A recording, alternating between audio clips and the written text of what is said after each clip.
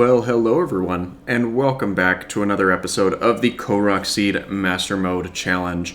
We are in the final leg of our adventure, even though we are still up in some of the elevated tundra. But some of the more challenging seeds have yet to come in the following episodes in the finale installments of this series. So to ensure that you never miss a video, make sure to check to see if you are subscribe to the channel. If you're not, take a moment and do that, as that greatly helps me out. And as an added bonus, I bring content to you on a daily basis, so it's a win-win all around.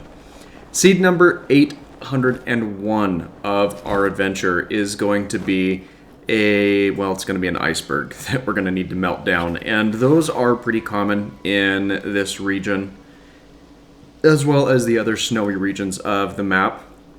And honestly, what it comes down to is just kind of making sure that you have the resources and or weapons that emit warmth in order to melt down these ice flows. So that is exactly what we are doing with this seed here. And it's as long as you're in a relatively peaceful area, you don't need to worry about it. Some of the previous episodes, we've seen that there are some enemies that pop up and can cause us some grief. But this seed was not one of those examples, so no hard feelings there. We can then move along to the next seed of our adventure here, seed number 802. This one is going to be an archery challenge, and it's been a minute since I've seen one of these ones.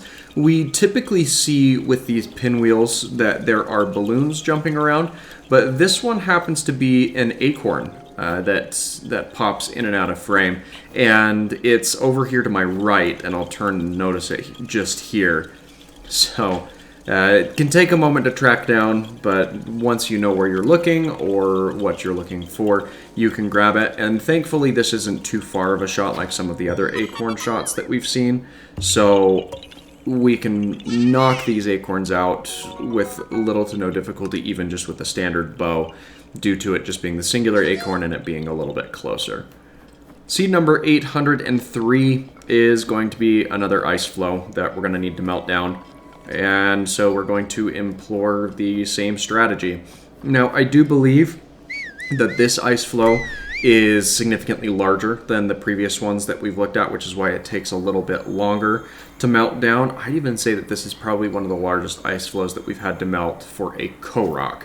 There are a couple of other ice flows that are very, very large, that occult towers and some other things, but we haven't really been focusing on those, so they haven't had a whole lot of bearing on our adventure as a whole as of yet, or really at all for the game mode that we're choosing to pursue here.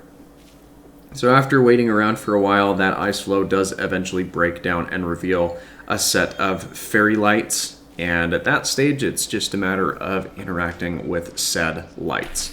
And that will give us our reward and allow us to move on to the next item in question, which is going to be seed number 804. Now, seed 804 is, you guessed it, another ice flow that we're going to need to melt down.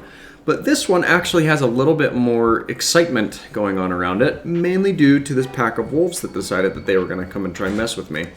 Now, anytime you see the wolves prowling around like that and they kind of bare their teeth, you know that you're in for a bit of a rough spot. And if they dash in and nip at you, you're going to take some pretty serious damage. This guy didn't learn his lesson the last time, so we whack him again with that sword. And hey, we netted some seared prime meat out of that deal. From that point on, it's just a matter of waiting for the ice flow to continue to melt down. And I think our swinging of our sword actually helped it somewhat to burn down or melt down a little bit quicker. Because, well, that's what happens when you swing the weapon. It emits more heat particles, so all things considered, not that bad. We'll interact with the fairy lights and move right on along to the next seed in our path, which just so happens to be not an ice puzzle this time. Seed number 805 is sitting atop the canopy of this tree with no leaves, and I did apparently latch right onto the top of that tree, but for whatever reason ended up falling down out of the top of it which was a little bit odd, but a quick climb back up to the top allows us to pick up the seed from here and move on to the next one, which is going to be a mountain climb and a short glide away. Despite the video glitches that are happening there with the issues in the video rendering, it's just the top of the cabin that's you participate in the ski challenge from.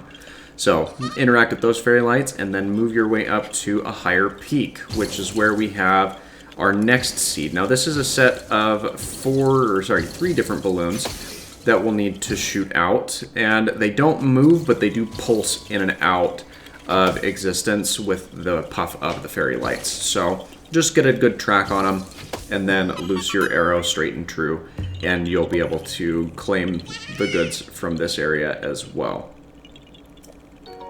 And then we can move on to seed number 808, which is going to be a simple little rock that is hanging out on, it's kind of the wing of the snowbird. You'll know what that means if you've done some of the other side quests. I've done them previously, so I know where that's located up here in the Hebrew Mountains, though we're not completing that side quest as a part of today's adventure because, well, that's not what we're here for.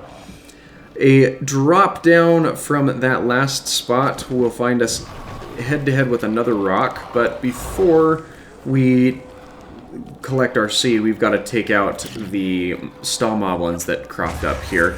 It's not safeguarded by it's just the time of day that I'm down here, and our remote bombs are doing decently well at allowing us to conserve some of our resources. We've got one of the moblins completely down at this stage, and I just managed to overthrow that bomb, but this last one will go ahead and get the 2 remaining skulls that we needed to take out, and then we can collect the goods, including a truffle, some chopped wood from that tree that came down, and all of the monster parts before we make our way back over to this lone stone hanging out amidst some of these ores, lift it off of the top, and grab our reward from this place as well.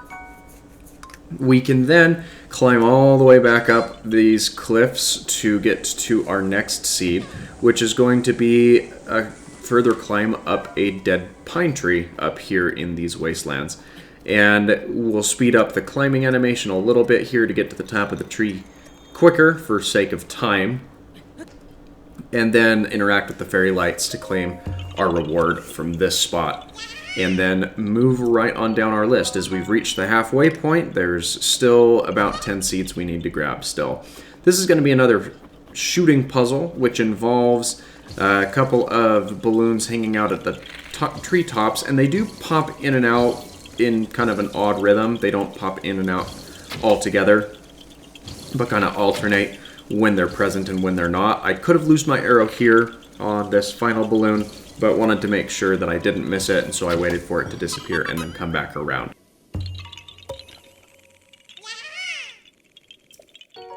So, all things considered, the shooting puzzles that we've done today have been fairly easy. Seed number 812 is going to be another acorn that's lodged in the end of this hollowed log, and you've seen my strategy with these. Let's roll a bomb right off the end of that log and blast it as it gets over the tip. That way you can conserve your weapon durability and or some of your arrows instead of wasting some of your resources there.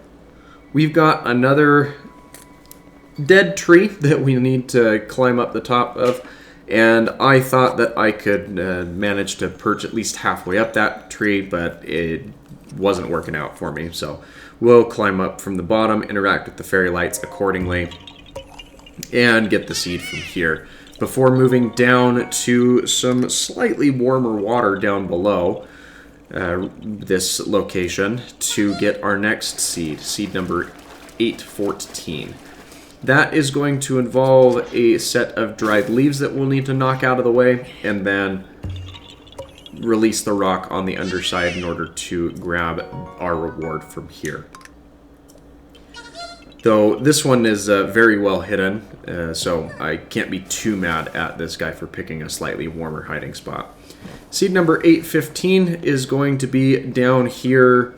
That's basically out on the edge of the map, and there's a singular Lizalfo kind of standing guard over it. Once you have him taken down, and since he is an ice attribute, Lizalfo, you can loose a fire weapon or fire attack at him to instantly knock him out. You can then toss this rock down towards the formation and lay it right in this spot to complete the overall pattern that's present on the ground.